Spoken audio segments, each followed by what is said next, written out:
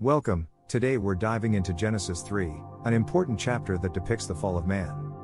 This chapter provides profound insights into human nature and our relationship with God, so let's delve into it together. Verse 1 introduces the serpent, a crafty character that presents the first instance of temptation in the Bible. Now, imagine that you're being told something contrary to what you know is right. This is exactly what happens here when the serpent manipulates God's words, questioning, "Did God really say, 'You must not eat from any tree in the garden'?" Moving to verses 2 and 3, the woman, Eve, shows her understanding of God's command. But the serpent creates doubt in Eve's mind. Verse 4 and 5 represent one of the most significant lies ever told. "You will not surely die. For God knows that when you eat of it your eyes will be opened. And you will be like God, knowing good and evil." The serpent is suggesting God is holding back something good from them. In your life too, you may face situations where a choice seems beneficial, but goes against God's will. Now, let's think about verse 6.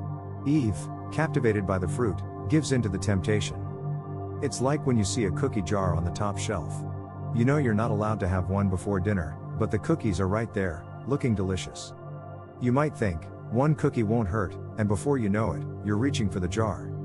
Adam, who was with her, also ate the fruit, showing how our actions can influence others. Verse 7 reveals the immediate consequences of their actions. They realized they were naked, and in their shame, they tried to cover themselves. In verses 8 to 13, we see the couple hiding from God out of fear and shame. God, in His immense love, reaches out to them, despite their disobedience. However, when confronted, Adam blames Eve and Eve blames the serpent. This chapter shows us the very first sin and its consequences. It's a solemn reminder of our tendency to doubt God and give in to temptation, but also of God's unfailing love, despite our disobedience. It showcases His glory and His high regard for mankind's freedom of choice.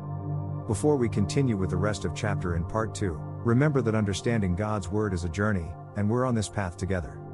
I hope you found today's study helpful and inspiring. If you did, don't forget to like this video and subscribe to our channel for more insightful Bible studies. Let us carry this lesson in our hearts as we continue to grow in faith.